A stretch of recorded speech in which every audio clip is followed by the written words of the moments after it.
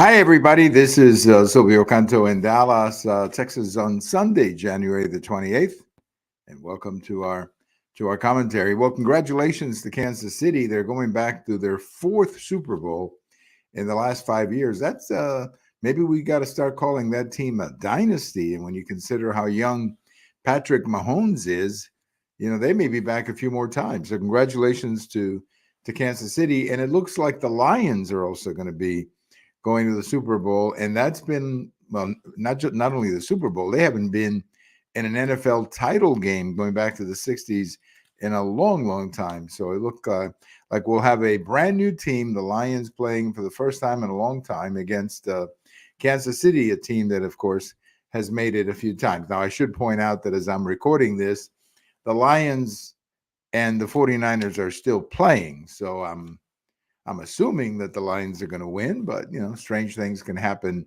in a football game, particularly in the last quarter. And for sure, Kansas City will be playing one of these two teams. Well, it's been what can I say? A very difficult day for the armed forces, U.S. armed forces. 3 U.S. soldiers were killed, I think, on the border with Jordan.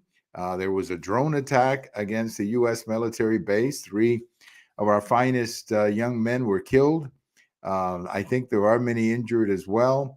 And again, this has been going on. Now, this is the first time I believe that American soldiers have been killed.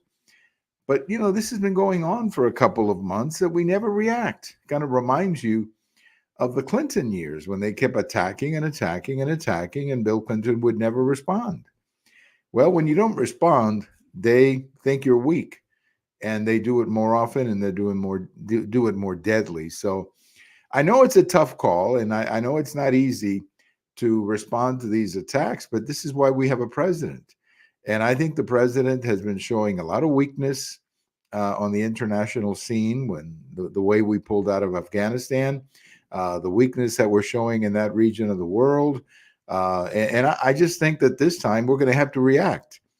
But of course, you have to react against the source of the problem. And the source of the problem is Iran. That's where it's all coming from.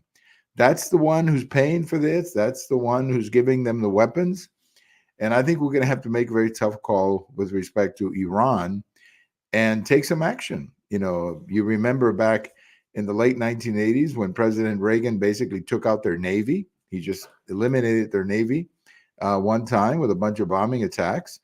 There have been other instances where we've had to take action against Iran, but the Biden administration has been very naive when it comes to Iran. They thought they could negotiate with Iran. They thought they could somehow work out a deal with Iran, and Iran's not interested. At least the leadership in Iran is not interested in any negotiations or doing any business with the United States. So I'm hoping that we take some very tough action against Iran and give them a very strong warning that the next time it's going to be bigger. The reaction is going to be bigger. Well, you cannot have these attacks on U.S. soldiers, on merchant ships in the international waterways. You simply cannot tolerate that, because if you do, unfortunately, you have the kind of chaos that we now have in that region. So again, our sympathies to the families of these three soldiers.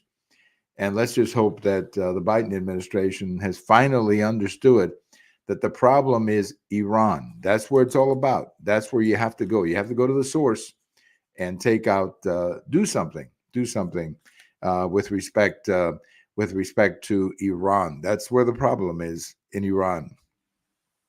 Well, if you've been following the news, you know that Texas and the federal government are having a little bit of battle over a piece of land on the border. The governor of Texas, Governor Abbott, issued a statement saying that he's invoking Article 1, the so-called invasion clause in the U.S. Constitution. And I don't know if this has ever been used before. I don't know. I've been checking some of my sources and doing a little research. I don't believe that this has ever been done before by a state. But the issue is that the Biden administration has decided not to enforce immigration laws, and their asylum policies are just totally ridiculous. and you're having all these people come into the country. We're not ready for them. We cannot take them.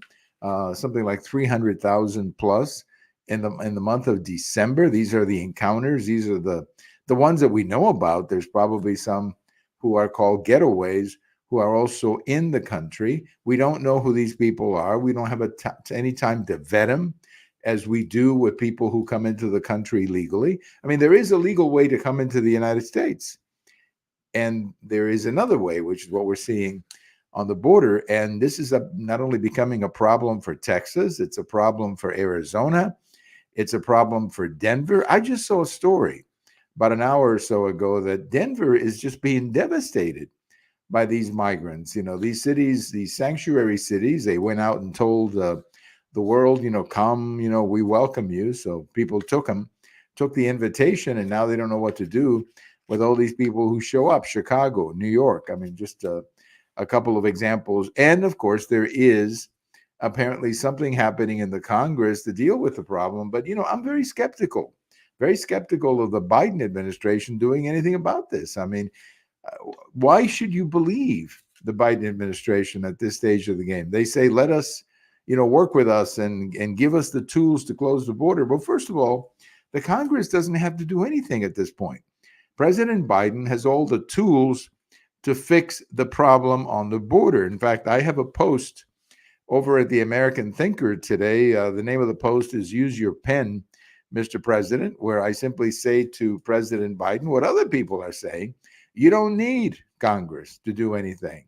You can, on your own, with your pen, undo many of these stupid reforms that were done the first couple of days of his administration, reforms that were working quite well under President Trump. Remain in Mexico was a successful story, not only in the sense that it kept people from coming into the United States, but it helped Mexico, because Mexico is being overwhelmed by people from all over the world who are coming to Mexico. And the idea is we go to Mexico and then we go into the United States. Well, if you say to them they have to remain in Mexico, well, that takes away the incentive from going to Mexico in the first place. So remain in Mexico is an excellent policy negotiated by the two governments, and eliminating remain in Mexico has been at the source of all of these problems on the border. So we gotta go back to remain in Mexico. Now, as I point out in my article, the reason that the Biden administration doesn't want to, go back and bring back remain in Mexico is because they would have to admit that remain in Mexico was working, or a Trump idea that was working. So politically, they would have to look at their base and say, you know what, President Trump was correct about the border. And that is very difficult when you consider the hysterical attitude of so many of the base of the Democrat Party against President Trump. But I tell you, the president can do this. He can fix this. Tomorrow morning, he can fix this by simply saying, I am going to implement or re-implement remain in Mexico. I also think that we should close the border for about a couple of years and simply say, we're not going to process anybody coming in except people who come in legally, of course, or people who are coming in for commercial reasons, or like many people in the border cities who go back and forth to work. Yeah, of course, you got to continue with that. But I'm talking about people showing up asking for asylum. We should stop that for the time being, because we got to give the judges here in the United States an opportunity to look at the people who are already in. We can't just keep making the line longer. I mean, I don't know how in the world we're going to fix this thing if we just keep making the line longer and longer and longer. That's not going to fix the problem. So there are things that the president can do. He does not need money from Congress. He doesn't need anything. All he's got to do is take out the pen and sign a couple of things, and we'll begin at least to turn the corner on this horrific situation on the border. As I say, not only a problem in Texas, it's a problem just about everywhere in the United States. By the way, I have a post coming out tomorrow Monday morning, where I'm talking about Leah Thomas. Leah Thomas, of course, is the name of a man who is pretending to be a woman who wants to compete in the Olympics as a woman. And he's creating a big mess about this. And I'm just hoping that the people who run these Olympic committees tell Leah that he is a man and this is a women's competition. I've never understood why we don't protect young women from people like this fellow Leah Thomas. That's not his real name, by the way. He's got another name. But this is a guy who couldn't compete with other men. So then he went into the women's division and he started winning trophies. Well, that's not healthy for our society to have men taking trophies away from women. So check out my post.